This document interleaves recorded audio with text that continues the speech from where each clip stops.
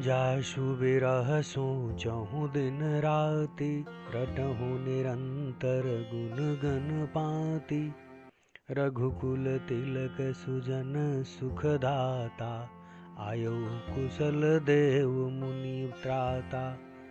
आइए जानते हैं दीपावली का मुख्य प्रसंग भगवान श्री राम के 14 वर्ष का वनवास पूरा कर अयोध्या लौटने से जुड़ा है। यहाँ महाकवि श्री गोस्वामी तुलसीदास जी रामचरितमानस के उत्तरकांड में कहते हैं, कैसे भगवान राम लंका पर विजय प्राप्त करने के बाद माता सीता और भाई लक्ष्मण सहित पुष्पक विमान से अयोध्या के लिए प्रस्थान करते हैं। रास्ते में वे श्री भारद्वाज के आश्रम में रुकते हैं। राम को चिंता होती है कि वनवास की अवधि पूरी होने वाली है और यदि वह समय पर नहीं पहुंचे तो उनके प्रिय भाई भरत अपने वचन के अनुसार प्राण त्याग देंगे।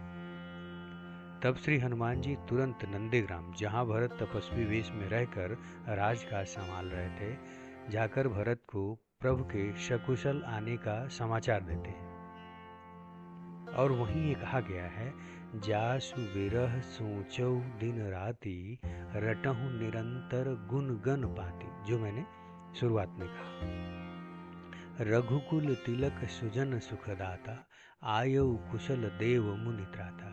इसका मतलब है, हनुमान जी कहते हैं, जिनके विरह में आप दिन रात चिंता करते हैं और जिनके गुणों की पंक्तियों को आप निरंतर रटते रहते हैं, वह ही रघुकुल के तिलक, सज्जनों को सुख देने वाले, देवताओं और मुनियों के रक्षक राम सकुशल आ गए हैं। और अयोध्या में उमंग और उत्सव की तैयारी शुरू हो गई। यह शुभ समाचार सुनते ही भरत का दुख दूर हो जाता है और वह खुशी से झूम उठते हैं।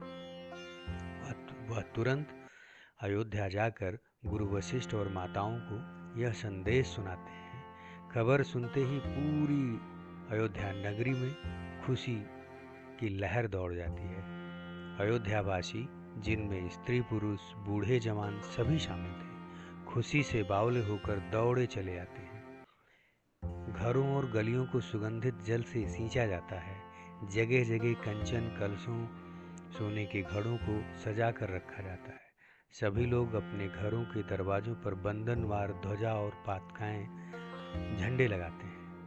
इस अवसर पर नगर की शोभा का वर्णन करते हुए गोस्वामी तुलसीदास जी कहते हैं, बीथी शकल सुगंध सिंचाई, गजमन रच बहु चौक पुराई, नाना भांति सुमंगल साजे, हरसि नगर निशान बहु बाजे।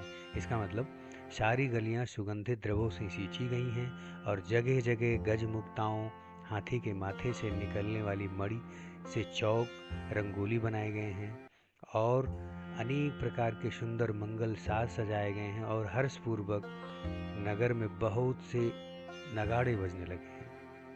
दीपोत्सव का आरंभ होता है। जब भगवान राम पुष्पक विमान से अयोध्या में प्रवेश करते हैं तो नगरवासियों को खुशी का ठिकाना नहीं रहता है। वे सभी राम रूपी पूर्ण चंद्र को देखकर प्रसन्नता से खिलखिला उठते हैं। अयोध्यावासी भगवान राम के स्वागत में प्रेम और उत्साह से भरकर अपनी पूरी नगरी को लाखों दीपों से सजाते हैं। अंधेरी कार्तिक अमावस्या की रात दीपों के प्रकाश से जगमगा उठती है। यह दीपावली त्रेता युग में अज्ञान के अंधकार पर ज्ञान और बुराई पर अच्छाई की जीत का प्रतीक बन गई। तभी से भगवान राम के अयोध्या लौटने की खुशी में कार्तिक अमावस्या के दिन हर वर्ष दिए जलाकर यह महापर्व मनाया जाने लगा। सार यह है कि श्री रामचरितमानस में वर्णित यह राम आगमन का प्रसंग ही दिवाली के पावन उत्सव का मूल आधार है।